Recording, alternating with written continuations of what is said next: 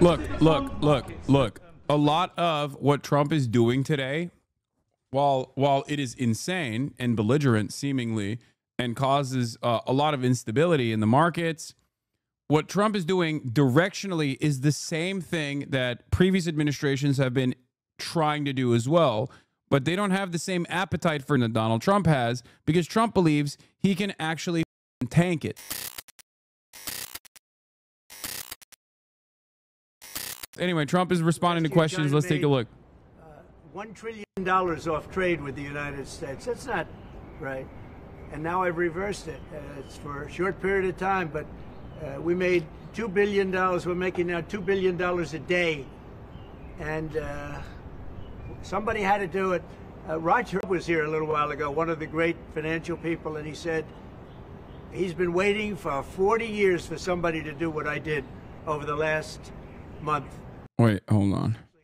This has subtitles. One of the great financial people, and he said he's been waiting for 40 years for somebody to do what I did over the last month. And if you didn't do it, you wouldn't have a country. It wouldn't be sustainable. So I'm honored to have done it. And, you know, look, nothing's over yet, but we have a tremendous amount of spirit from other countries, including China. China wants to make a deal. They just don't know how quite to go about it. You know, it's one of those things they don't know how quite. I promise they want to make a deal. And they President do. Xi's a proud man. I know him very well, and they don't know quite how to go about it, but they'll figure it out. They're in the process of figuring it out, but they want to make a deal. And we have many other countries, as you know, many more than 75, and they all want to come, and they want to come here, or they'll go to Commerce, or they'll go to Treasury. We have our great senators here and congressmen. They'll call John, they'll do somebody, they'll go through somebody, but they're all calling, how do we do this? They all want to make a deal. Somebody had to do what we did, and I did a 90-day pause for the people that didn't retaliate, because I told them, if you retaliate, we're going to double it. And that's what I did with China. You've never seen a up like this, believe me. We'll see how it all works out. I think it's going to work out amazing. I think that our country is going to be at the end of a year or shorter, but I think we're going to have something that nobody would have dreamt possible. A man like Roger Penske, I don't want to get him in trouble with China, so I won't, but he would know that you have to, someday you have to cut the bow and you have to do what you have to do, right, Roger? And that's what I did, and I'm very happy to have done it. Mr. President, was there anyone the Prime Minister of Greece just told Breitbart's Matt Boyle that he thinks absolutely the European Union and the United States could work out a trade deal that's win-win and, quote, mutually beneficial to both sides. What do you think about the Prime Minister's comments, and do you think a deal could be struck with the European Union? First of all, I know him. He's a good man, and I appreciate his comments. Yeah, a deal could be made with every one of them. A deal's going to be made with China. A deal's going to be made with every one of them. And there'll be fair deals. I just want fair. There will be fair deals for everybody. But they weren't fair to the United States. They were sucking us dry, and you can't do that. You know, we have $36 trillion of debt for a reason. We don't have it there for fun. They have it for a reason. And people took advantage of our country, and they ripped us off for decades. I've been thinking about this for decades. If you ever saw me on television, I was young like these guys. And aldım good old days, I'll tell you, Roger. Ne But tatlı I was mı? like these guys, young. Peki aldım, And I was diğerleri de talking about gelecek it. birazdan. Nothing changed, and nothing was done about it. Then I did it. In my first term, I did it, and did it well. We took in hundreds of billions of dollars from China and others, and I started the process, but then we had to fix up from the COVID mess caused by China.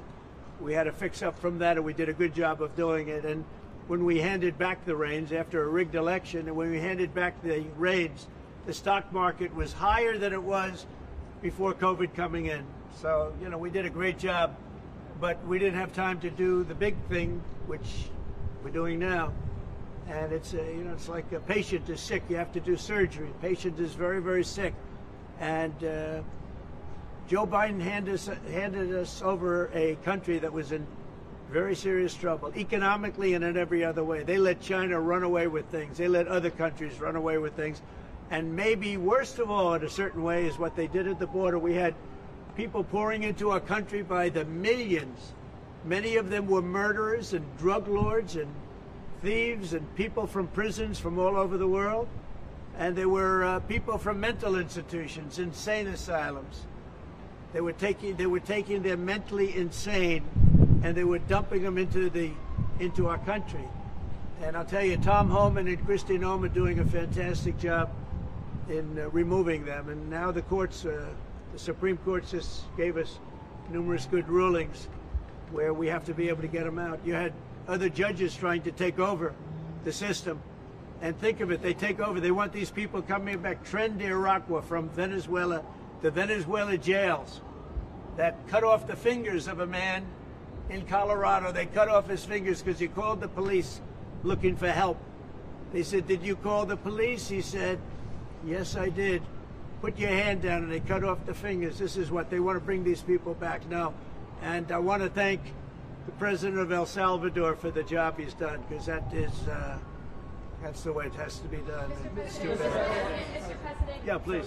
Chuck Schumer and Nancy Pelosi, they've been talking about tariffs for decades. How come when these Democrat elites want tariffs, everything's hunky-dory, but when President Trump wants tariffs, all hell breaks loose? Do you see this double standard? I love this guy, whoever the hell that is. That's really nice. I appreciate that question. No, Chuck Schumer, Nancy Pelosi, everybody knew you had to do it, but they never had the guts to do it. It does take guts. It even takes guts for our country to go through it. That's why I say be cool. They were saying about, just be cool. It's going to work out. It's going to work out, and it's working out. I can tell you, working out. Yeah, no, totally. Things are so good. Things are so fine.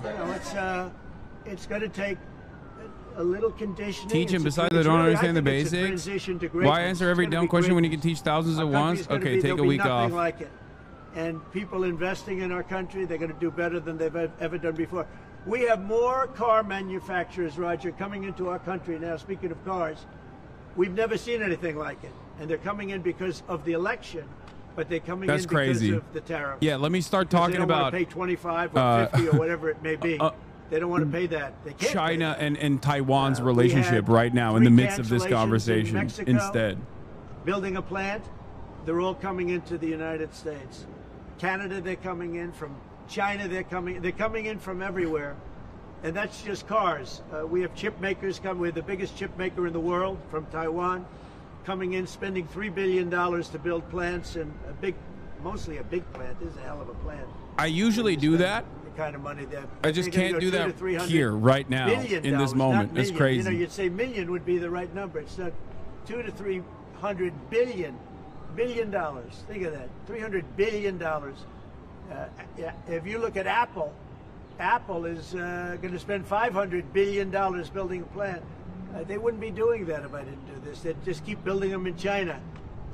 And that's unsustainable. It's not a pleasant thing to do, but I appreciate the question. And, you know, interestingly, Chuck Schumer and Nancy Pelosi, Crazy Nancy, they've wanted to do this for years, but they never had a president that had the guts to do it, because it does take guts, believe me.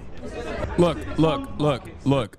A lot of what Trump is doing today, while it is insane and belligerent seemingly and causes a lot of instability in the markets, what Trump is doing directionally is the same thing that previous administrations have been trying to do as well, but they don't have the same appetite for it that Donald Trump has, because Trump believes he can actually tank it.